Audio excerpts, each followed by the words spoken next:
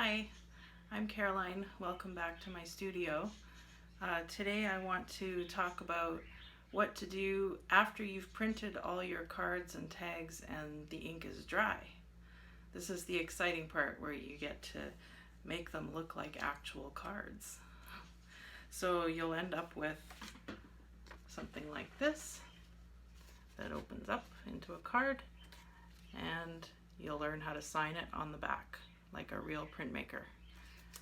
Also, here's my little tag examples.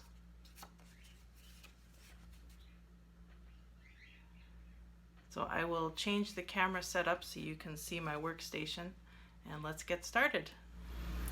Alrighty, here's my workstation.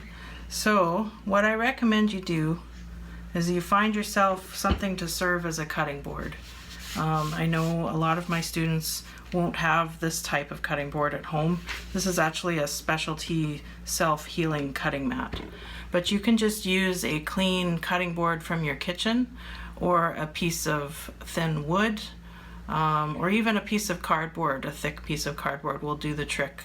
Just don't use your plexiglass that was in your art kit, for those of you who received an art kit from me, because any scratches or cuts on that surface will ruin it for printmaking usage in the future, because it'll create textures in your ink when you roll it out. So don't use your plexiglass, but try and find something else you can use.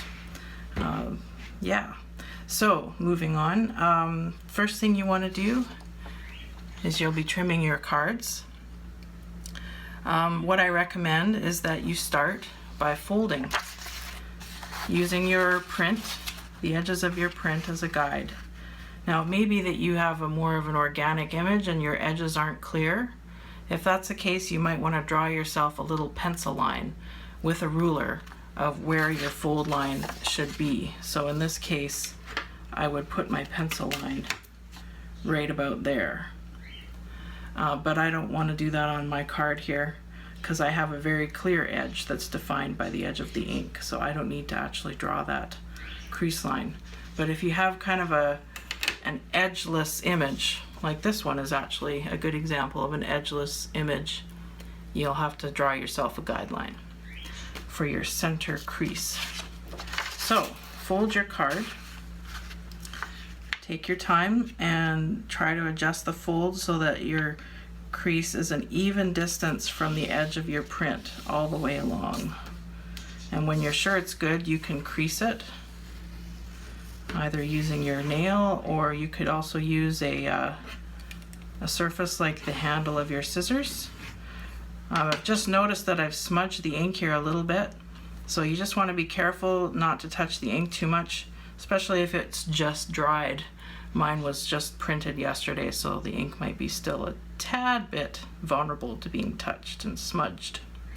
Okay, so you've got your first crease done. Then, now I'm lucky, I have a big paper cutter, and that's what I usually use, is my paper cutter with the big guillotine handle. That's really a breeze to cut cards, but those of you at home who received an art kit and are in my class, I know that you very likely do not have one of those. So this is the method that I recommend. So you should all have an X-Acto blade in your kit and a ruler. Your ruler is most likely transparent like this one, but just so it's easier for you to see in my demo here, I'm going to use a metal ruler. So what you want to do is cut your edges like so. Line your ruler up so that you've got an equal margin all the way along, and then just lightly run your blade. Hold the ruler down snugly so it won't move, and it'll pin the paper there. And then just lightly run your blade along the ruler a couple of times. It's better to do several cuts than one big one, because if you put a lot of pressure on the cut and the paper tears, then you've got a problem. But it won't tear if you do these lighter cuts. And you know you're finished when it just easily, oh, there's a little bit left there, when it'll just easily detach like so. Okay, so there's one cut. And now I'll do this one. I'm just eyeballing the margin here. I'm pretty good at that. But if you want to, you can measure it and mark it with a pencil so that it's exactly in the spot you want it. Also, if you're working towards getting a specific size for a specific sized envelope, you may also want to measure your cuts first. Mark them off with a pencil and put them in the exact place that you want them so that it'll fit your envelope. There we go. Okay, and the last cut, I'm going to turn it this way. You may wish to leave a little bit of a wider margin on the bottom. That's kind of a convention with a lot of artwork, as to when you're matting or framing something, you can sometimes leave a wider margin at the bottom, but you don't have to. Especially if you're not signing the front, you can just snug it right up the exact same as the other ones.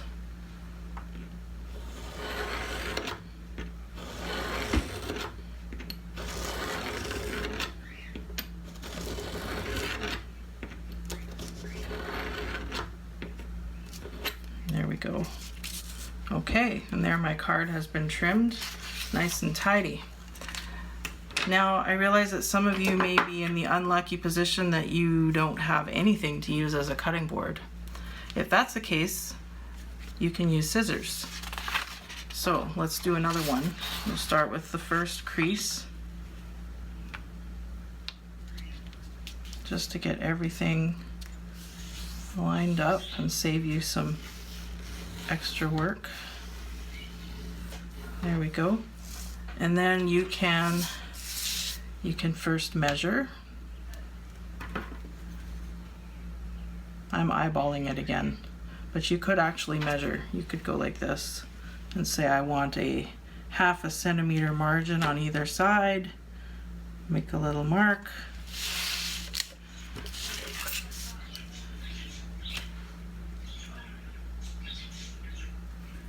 Here's my other mark, and then draw my line.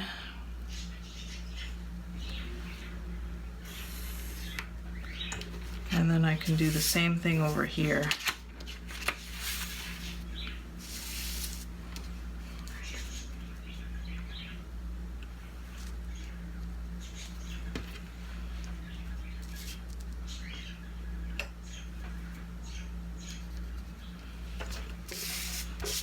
Yeah, there we go. This time it's going to be like really accurate because I actually measured it. Okay, and then you can just cut that with your scissors. Nice and slow.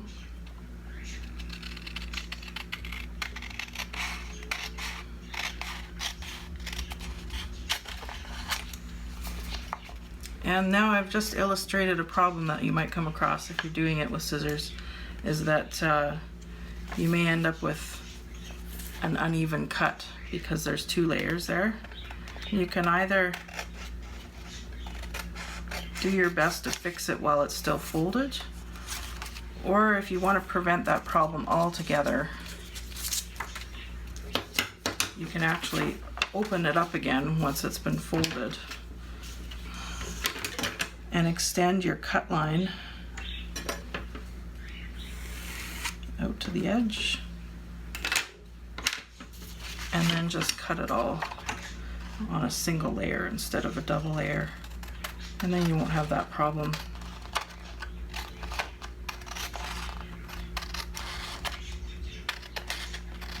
Take some patience, especially if you have a stack of like 10 cards to cut. But if you really take your time and do it accurately, you'll be rewarded with some good quality, nice looking cards. Okay, then the bottom cut, you could measure that as well. I'm just going to eyeball it this time, but I'm going to give myself a guideline.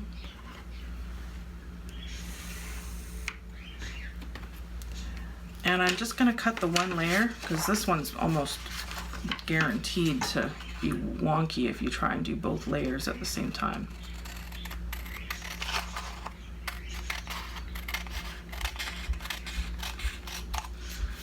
And then if you fold it back up again, you can mark it with your pencil where the line should go, and then open it. Give yourself a guideline.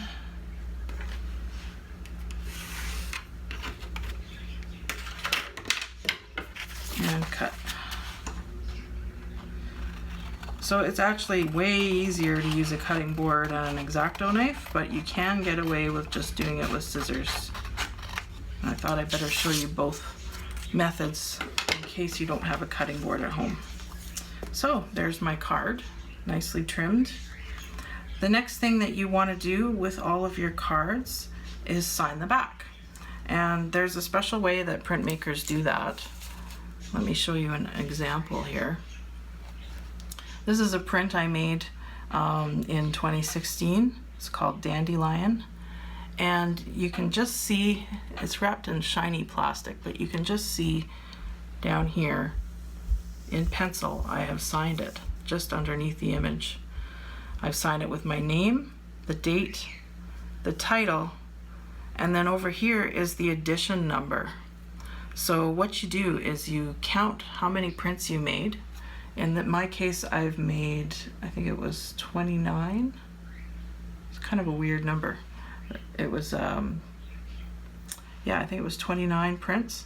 So for my newt, my little newt card. So the edition number for my newt card would be a number over 29. In this case, this print is number 3 out of 8, and you write it as a fraction. So what you do is before you sign any of your prints, you lay them out in front of you and you choose the best ones. So you just keep picking them up from best down to the worst, so that you have a stack of prints that are curated, is the word. Curated means that you've made aesthetic decisions as an artist about which ones are the best ones and which ones are your least favorite. So once you've done that, you've laid out all your prints and you pick them up one at a time to make a pile from best to worst. The best ones are going to have the lowest number, starting with 1. Number 1 of, let's say you made 10 prints, print 1 of 10 would be the most desirable print for a collector to have. So when you get to the point of selling your prints, if you decided you wanted to do that, collectors that want to buy your art will want the smallest number, the lowest number of your edition size, because the first ones are always the best. So in this case, this is number 3 of 8, and the best one, number 1 of 8, is one that I kept for myself, and then I started to sell from 2 until 2 of 8 to 8 of 8, those ones I wanted to sell. But I always keep my favorite one. It's one of the benefits of printmaking is you can make multiples and then keep your favorite and sell the rest. I like that. Okay, so the format for signing it is your name, the date, which would just be the year usually, the title, and then the edition number. And it's always done in pencil. That's the tradition. So I'm going to sign my little newt card here. We'll call this one number 1. I'm going to sign it on the back. I usually sign my cards on the back. So there's my name. The date is 2020. I'm just going to call it Newt. You can put it in quotations if you want, or just write the name. And then my edition, this will be number 1 of 29. Okay, so that's how that works. So make sure once you've trimmed all your cards that you also sign them on the back. Finally, let's talk about tags. My tags didn't turn out as great as I had hoped. The paper I was using, this brown paper, was quite textured.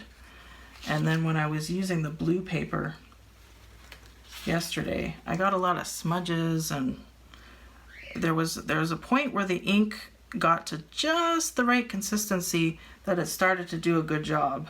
But before that, it was really goopy, and I didn't really see a lot of the detail that I wanted to. But this is one of my best ones of those tags. It turned out pretty well.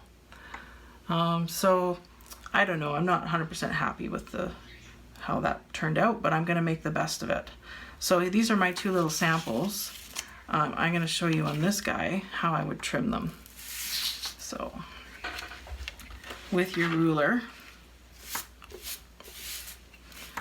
you can measure it first if you wish, or you can just eyeball it. Trim it with your X-Acto blade, like so. Or cut with your scissors after drawing a line.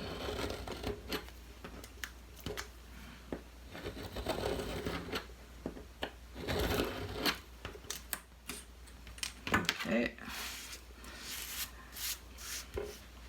Tags are usually a little longer than they are tall. Give this guy a little bit of space here. I had intended this blank area to be the place to write on it, like if it was a gift tag for example, for a Christmas present or something, you could write to so and so from Caroline. These aren't very Christmassy though. More like a Mother's Day or a Father's Day gift, or whatever occasion, just because it's Thursday.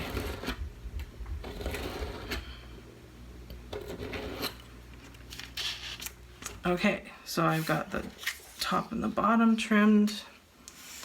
Now I'll do the sides. Pretty simple stuff. You'd probably be just fine doing this.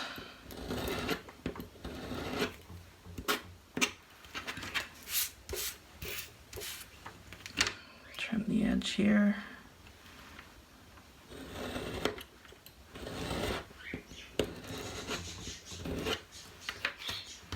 Okay, now if you wish to, you can do what I did on my samples and round the corners off. That's just an aesthetic decision depending on what you like. I really like how it looks, so I'm going to round off my corners.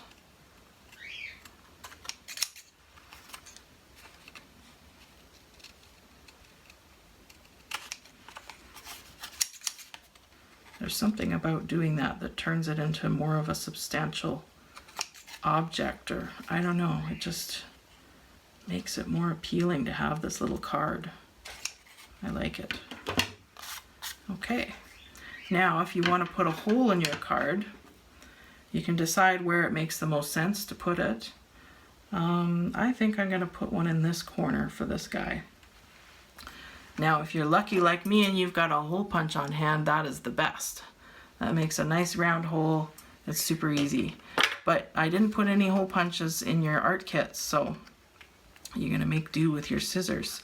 So just gently bend over a corner, but don't crease it. Try not to bend it too far. And then with your scissors, you can just cut a little diamond right in the middle of the fold. And that should give you a nice little punched hole. And then your tag is ready.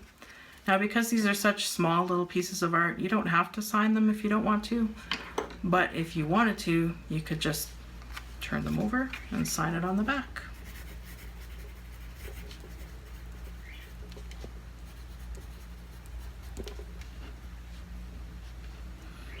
I'm not going to bother with an edition number. These are more like little novelty stamps in my mind. Okay, so that's how you do it. So good luck with your cards and your gift tags.